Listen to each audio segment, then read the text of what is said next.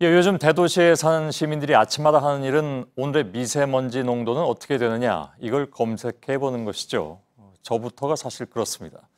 그만큼 미세먼지의 피해가 큰 상황이고 오늘 문 대통령이 발표한 미세먼지 대책을 그래서 좀 짚어볼 필요가 있습니다. 이것 가지고는 좀 모자라다면 뭘 더 해야 하는가 하는 것도 중요할 테니까요. 이희정 기자가 나와 있습니다. 자, 오늘 나온 대책은 후보 시절의 공약하고 차이가 있습니까? 아니면 없습니까? 네, 일단 공약사항에서 크게 달라진 건 없습니다. 예.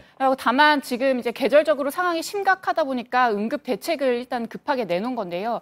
이 화력 석탄 발전소의 비중을 낮춰서 이 미세먼지 자체를 좀 감축을 하겠다는 겁니다. 예. 이를 위해서 우선 봄철에 이 석탄 화력 발전기를 일시적으로 가동을 중단하기로 했습니다.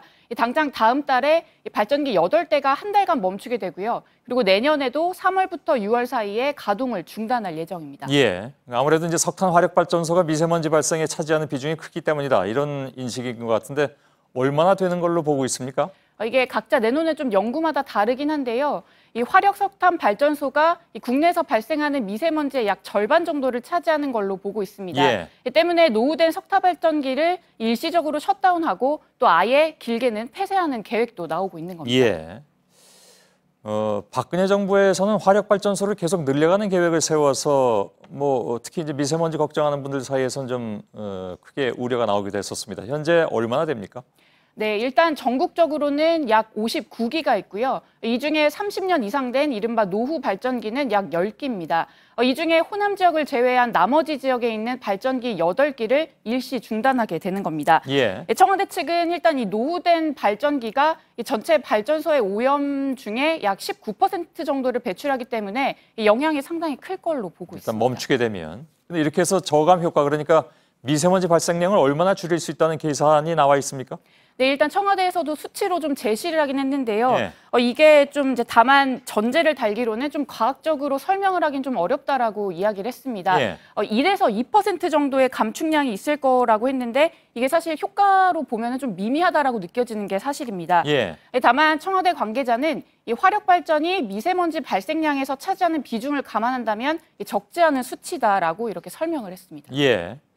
오염물질 배출량 기준으로는 한 32,000여 톤 정도 줄인다는 그런 설명이라고 아까 나오긴 했는데 어떻게든 배출량 자체를 줄일 수 있다는 점에서는 의미가 있는데 당장 전력 수급에는 문제가 없을까요? 만일 그 오래된 노후 석탄 화력 발전소가 멈추게 되면? 네, 일단 청와대 측은 수급에는 전혀 문제가 없다라고 설명을 했고요. 예. 하지만 이제 다만 비용 문제가 남았습니다. 이 가스 발전으로 대체를 할 경우에는 비용이 더 비싸지게 되는데요. 이게 원가로 따지면 이 가스가 석탄보다 비싸기 때문입니다. 그렇다고 해서 원자력 발전소를 늘리기에는 그것도 또 문제가 있으니까 대안은 가스 발전인데 그건 비용이 많이 든다. 그런 얘기잖아요? 네, 맞습니다. 예. 근데 다만 이제 내년부터 이게 4개월 동안에 노후된 발전소 가동을 중단할 경우에는 결국에 중장기적으로는 이 전기료 인상이 불가피한 상황입니다. 예. 전기료를 인상하느냐 아니면 미세먼지의 주요 원인을 좀 줄일 수 있느냐 하는 그런 건데 글쎄요. 근데 전기료 인상에 대해서도 너무 조급하게 생각할 필요는 없다라는 전문가 의견도 있습니다. 왜냐하면 우리가 지금 전기를 과소비한다는 것도 통계상으로 사실은 나와 있는 것이기 때문에 전기를 절약할 수 있는 한 최대한 절약한다면 그렇게 급박하게 전기료를 올리지는 않아도 된다라는 전문가 의견도 있긴 있는데 그러나 장기적으로 보면 그럴 가능성이 있다 이런 얘기로 들을까요? 네, 맞습니다. 사실 이 전기요금의 경우에는 1, 2천 원만 올라도 이게 좀 민감하게 받아들여질 수 있는 부분이라서 예. 이게 결국에는 좀 어떻게 보면 문재인 정부의 좀 정치적으로도 부담일 수 있는 부분입니다. 예. 하지만 그동안에 이 문 대통령이 후보 시절에 이 부분을 공약을 하면서도 단 한 번도 이 전기료 인상에 대해서는 언급을 한 적이 없거든요. 예. 그래서 따라서 이제 국민들 입장에서는 이 인상에 대한 부분도 조금 설명이 뒷받침돼야 할 것으로 보입니다. 예. 근데 얼마나 오를 거다 이렇게 정부가 파악한 예상치는 없나요?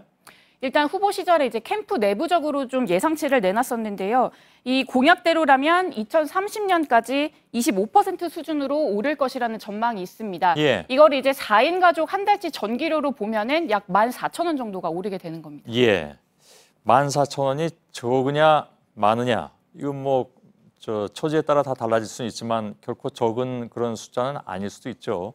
또 그것으로 인해서 다른 물가 여파도 또 동시에 생길 수가 있으니까. 근데 역시 중요한 것은 만일 전기 과소비가 있다면 그것부터 줄여나가는 작업, 그것도 굉장히 중요하지 않을까라고 생각을 합니다. 근데 가장 중요한 것, 중국에서 오는 건 어떡합니까? 네, 맞습니다. 이 청와대에서도 이 중국발 미세먼지가 굉장히 심각하다라는 점은 인정은 했는데요. 예. 다만 오늘 발표에서는 이제 언급을 하지 않았거든요. 근데 이제 연구마다 조금씩 다르지만 이 국내 미세먼지의 원인 중에 약 80%가 중국에서 발생한다라고 이런 연구 결과들이 있습니다. 예. 그래서 따라서 이 부분도 반드시 이제 중국과 외교적인 문제부터 좀 풀어가면서 결국에 미세먼지 감축에 좀 도움이 되는 방향으로 일어나가야 될 것 같습니다. 예, 이희정 기자였습니다. 자, 보신 것처럼 오늘 나온 미세먼지 대책에서 가장 큰 영향을 미치는 중국발 미세먼지에 대한 구체적인 해결책은 지금 나오질 않고 있습니다. 물론 지금 당장 내놓을 수는 없는 사안으로 보이긴 합니다. 그래서 내일 저희 탐사플러스에서 저희들이 입수한 중국발 미세먼지의 실태와 함께 그동안 우리 정부의 대응이 무엇이 문제였는가 하는 것을 집중 보도해드리겠습니다.